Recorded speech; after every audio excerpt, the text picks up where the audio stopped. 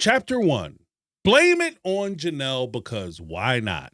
Everyone, please grab your calculators and the family fund because guess what?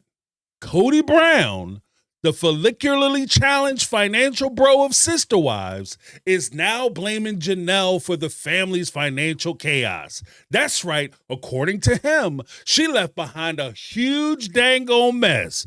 Bills unpaid, chaos unleashed, like she was the financial Tasmanian devil of Flagstaff. Now, I don't claim nor do I have access to their QuickBooks. But from the outside looking in, Janelle always seemed like she was the financial cooler. You know, the wife who gently reminded Kody that no, we don't need a new Lexus because we still haven't paid off the last midlife crisis. But now that Janelle is not doing the taxes and his emotional labor, Kody's like, wow, the budget seems to be on fire. I don't know what happened. She must have left the gas on. Sir, I think that was you. Lighting matches in a closet full of unpaid credit card bills from your favorite wife. Chapter 2. My SisterWives Closet and My Corporate Delusions. Remember when they launched My SisterWives Closet? And Janelle, who actually handled the books, was given the role of basically the financial assistant, which meant that technically she still would submit the taxes and do the finances that way.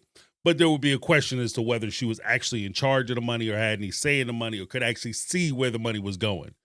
Meanwhile, Kody's dream org chart had him as chief executive officer, CEO, which is a shocker, I know. Surprise, surprise. And Robyn was going to be the CFO, the chief financial officer. And it's like, CFO, Robyn? Of what? Wishful thinking enterprises? See, he didn't want someone to manage the money. He wanted somebody who wouldn't stop him from blowing through it. Like it was, Monopoly cash or something. Or worse, he wanted someone who could help him cover up his tracks when he spent the money. He wanted a CFO whose main job is saying, yes, babe, and occasionally adjusting her necklace on camera. And now he's pretending Janelle was out here cooking the books while he was an innocent visionary, tragically shackled to a calculator. Make it make sense. And that's the whole thing. If it doesn't make dollars, it don't make sense. And this whole thing doesn't make one bit of sense. Chapter 3, Rich Energy, Poor Decisions. Let's take inventory, shall we? Expensive jewelry, check. Designer clothes, check. Robyn's Disney villain mansion, check. Power sport vehicles, luxury watches, and a convertible Mercedes-Benz that screams, I'm overcompensating. Check, check, check.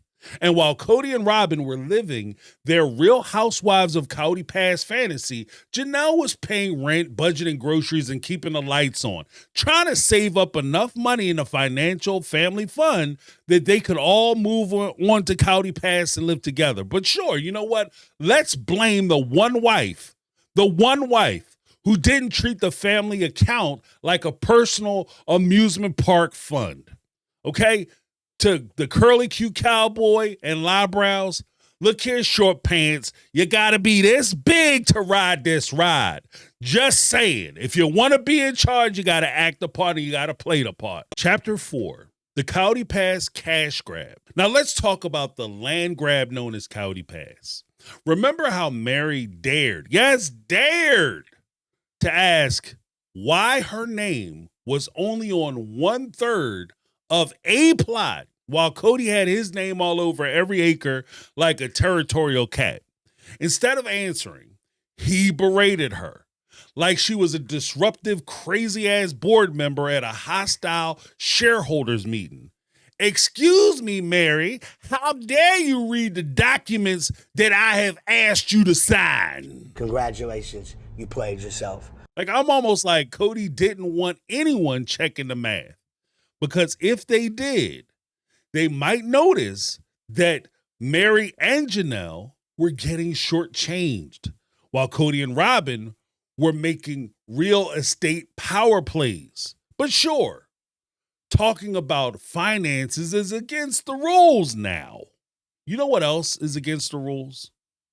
Ripping people off and calling it the big picture.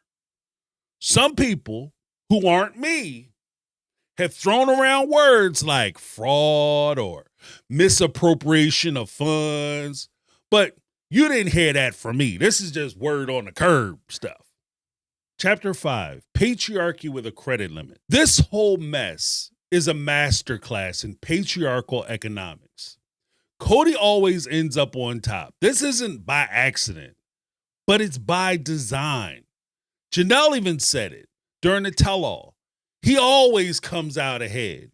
And that's because the rules are built to ensure that. At the end of the day, in Kody's mind, there isn't even a hint that he did something wrong.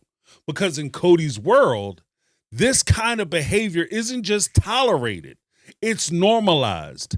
As long as he's not screwing over his wives as badly as the next guy or as terrible as the neighbor, he gets to walk around thinking, hey, at least I didn't mortgage the barn and run off with the neighbor's sister wife. If that's the baseline for progress and progressiveness, we're in a whole lot of trouble even before we get started. This isn't incompetence. It's a system designed to keep him on top. Chapter 6, The Emotional Toll, Receipts, Regret, and Reality Checks. Behind the sarcastic sparkle of Kody's gaslight parade, there's real emotional wreckage. Janelle is left paying the price. Gaslighting isn't just lying. It's rewriting reality while expecting you to smile through it. It's diabolical. What's worse is that it's destabilizing. You start to think, did I mess up?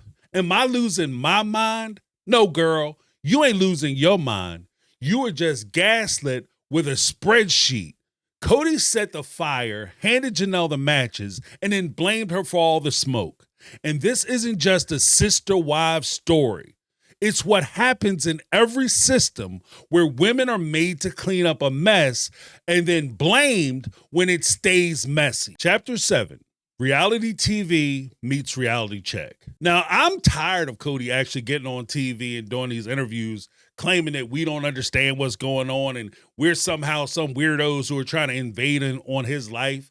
And the one thing that Kody doesn't get is that he wasn't ambushed by reality TV. He applied for it. He pitched it. He said, come look at my plural kingdom. And now he's shocked that people are watching. Sir, you invited us in. You fluffed the pillows. You handed us popcorn. And now you're mad we showed up to the screening? Kody doesn't want a reality show. He wants an uncriticized platform. He wants fame without accountability. But unfortunately for him, reality TV is a mirror, and it doesn't have Robyn's Instagram filters on it. It shows you exactly what you gave it: ego, hypocrisy, financial mess, and a man so deep in damn denial, he should be paying rent by the River Nile. Sorry, Kody, reality TV didn't betray you. It just introduced you to yourself. Outro. So to sum it up, Kody wants to star in a show about his life, but hates that we're watching it. He wants to be the CEO, the CFO, the man in charge, but he can't handle a spreadsheet. He wants to rewrite history, but oops, he forgot that everything is on video. And now that the women have found their power, he's left screaming at the camera, blaming everybody and everything but the man in the mirror.